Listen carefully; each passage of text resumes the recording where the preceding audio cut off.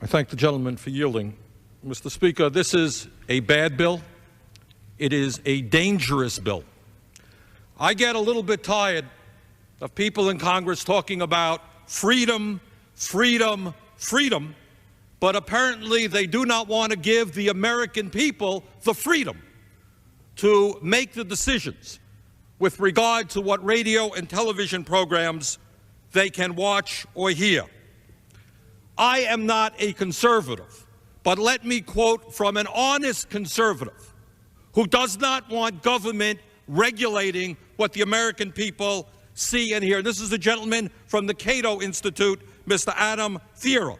This is what he says, and I quote, "Those of us who are parents understand that raising a child in today's modern media marketplace is a daunting task at times. But that should not serve as an excuse for inviting Uncle Sam in to play the role of surrogate parent for us and the rest of the public with our children.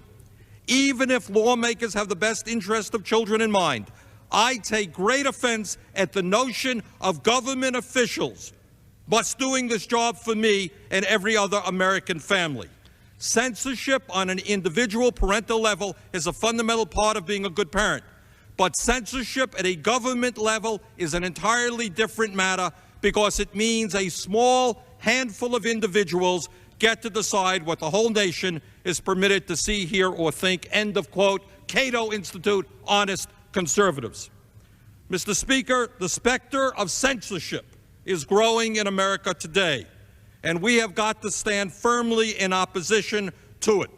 What America is about is not my agreeing to what you say. It is my agreeing that you have the right to say it. That's what we fought for. I am particularly outraged when I read in Reuters on December 13th, and I quote, 66 ABC affiliates refused to air the uncut movie on Veterans Day last month of Saving Private Ryan, citing concerns they could face fines for profanity and graphic violence from the FCC. The men who fought in World War II against Hitler, who gave their lives and on D-Day, we cannot see that film because ABC is afraid to show us, and that is under the old rules. In addition to the self-censorship imposed by ABC on Saving Private Ryan, there is more.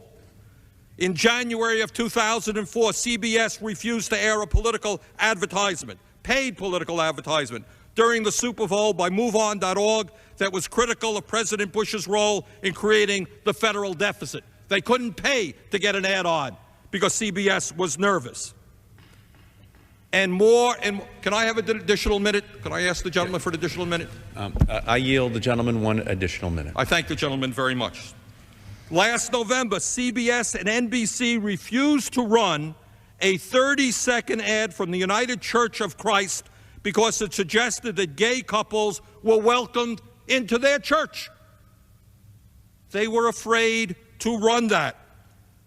And just last month, many PBS stations refused to air an episode of Postcards with Buster because they showed a lesbian couple. In other words, this legislation cannot be taken out of context with the overall move towards censorship which is taking place in this country. And I would hope that my conservative friends who get up here every day and talking about government regulators, get those government regulators off the backs of the people, I hope they will remember their rhetoric today. Let's not have a handful of government bureaucrats telling radio and TV stations and the American people what they can see and hear. I thank the gentleman. Yield.